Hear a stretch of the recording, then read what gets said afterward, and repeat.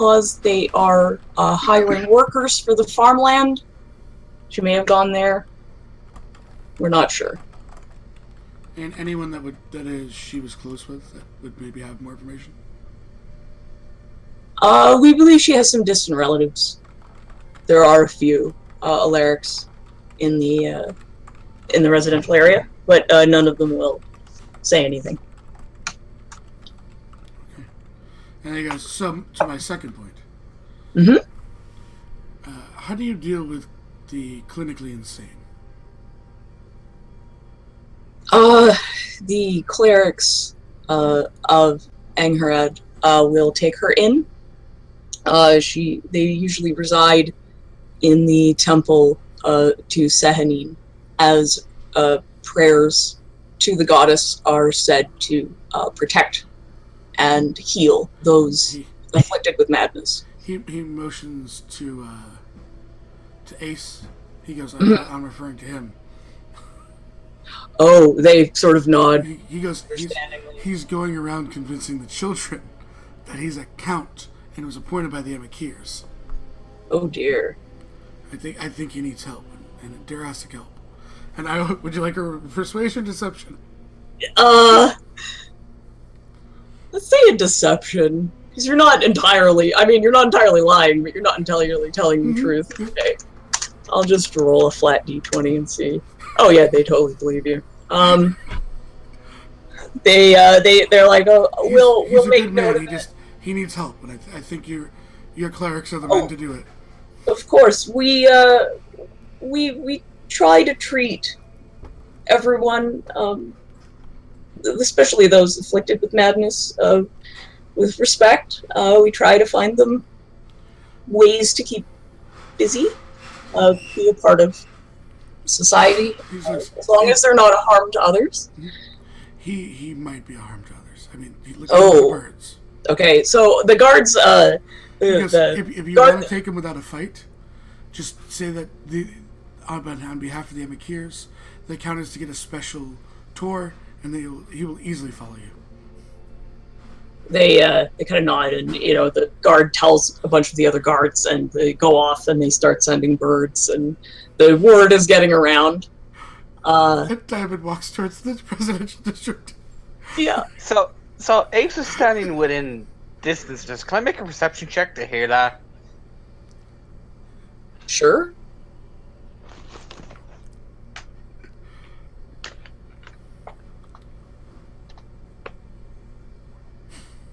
Yeah, you didn't hear it. It's pretty noisy in here. Okay. He's busy with the birds.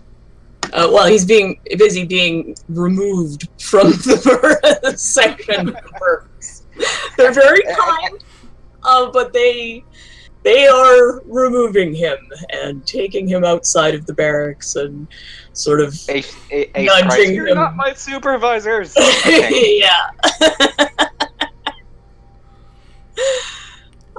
So the other group makes it around the lake. They go into the temple district.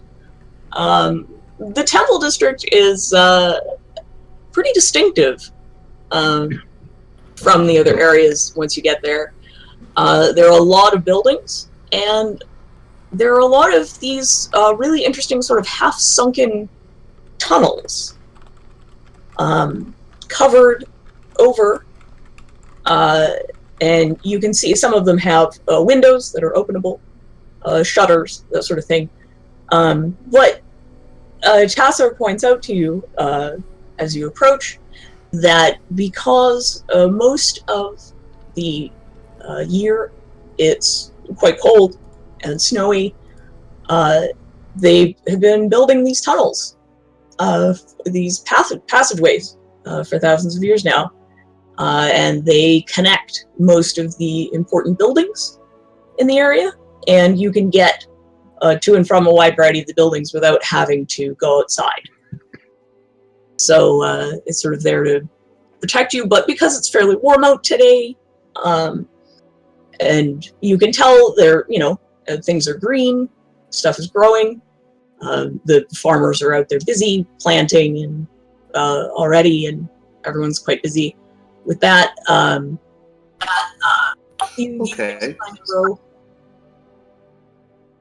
What is the largest temple? The largest. Sorry. What temple would be largely kind of the largest here visibly, or? Yeah, it's the temple to Angharad. It's at the very top, on the lip against mountains, and there's sort of a slope that comes down from this very large three-domed building, and down the slope are a number of other temples and a number of other sort of larger buildings.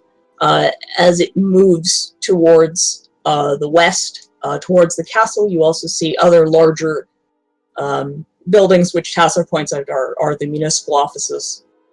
And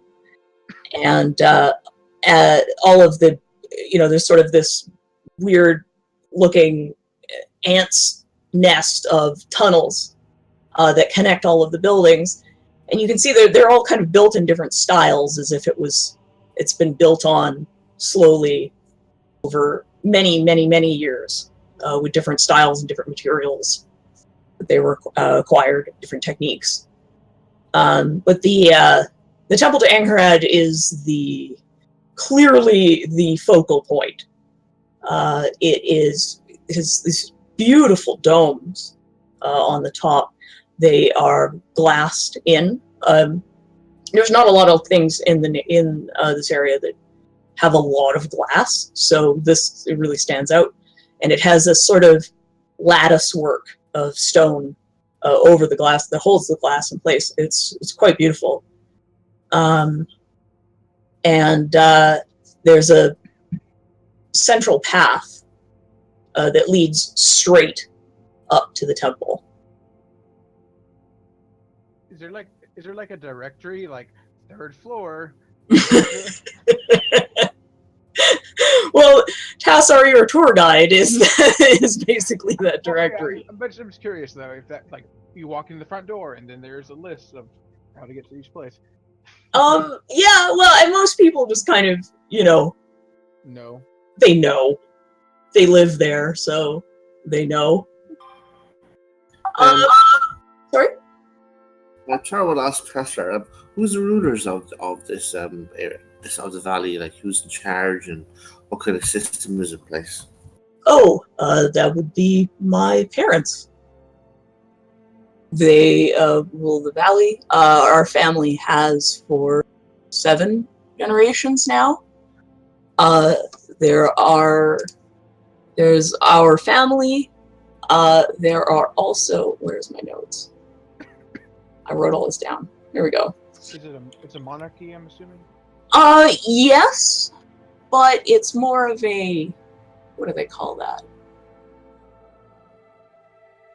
I'm not sure what the government structure is called, but there's a monarchy. That there are also 4. They're called Corman Thor, similar to like a duke or a duchess. There's 1 in each district. They oversee local affairs. There are also a couple of army generals, as well as some Ar-Salutar, who are the High Wizards. And below that are what's called the Amru. Okay, I wrote this word and I can totally say it.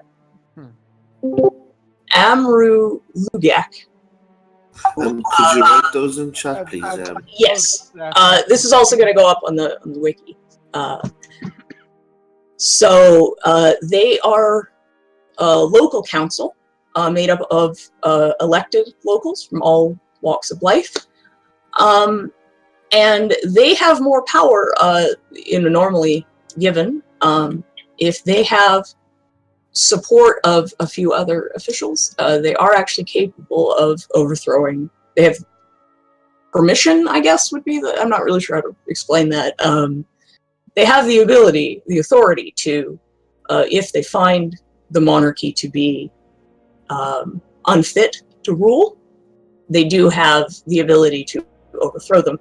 But in the history of the Valley, this has only happened once, and that was when the Amakirs came into power. The monarchy beforehand was quite indulgent and was wasting resources. The people were starving, and the monarchy, the family at the time, would not distribute resources evenly, and so people were dying of starvation. They were dying of exposure from the weather, for not having homes, that sort of thing. So the Amikirs were at the time one of the Corman Thor, and helped to overthrow the previous government, and so have been. But that was about 2,000 years ago, or so. Oceanus just blinks because it's kind of hard for him to wrap this. We aren't a very large place. Most people know each other. While they are, Tassar is getting quite a lot of deference wherever he goes. People aren't like falling all over themselves around him. They're not. They're definitely showing him respect, and they're definitely treating him differently than other people.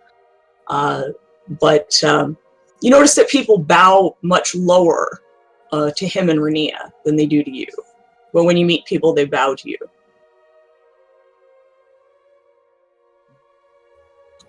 Okay.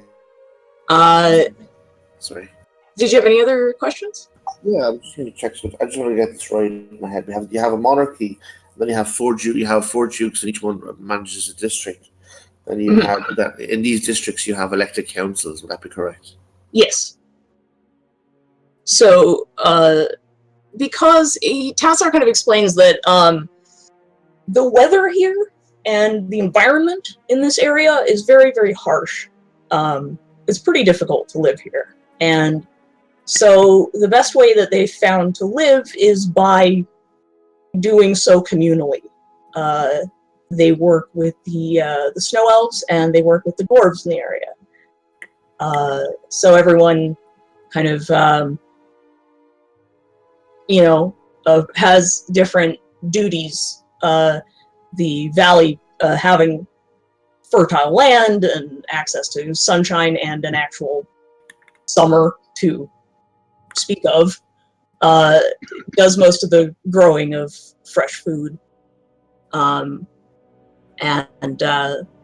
they export that out to their neighbors as well. So it's very important that to them that resources are managed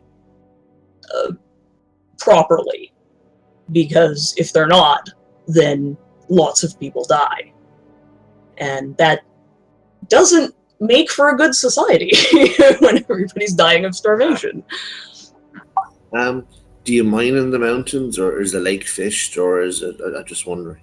Oh, yeah, the lake is fished. The mountains are mined by the dwarves, so the elves trade for their mining. They don't really do a lot of the mining themselves.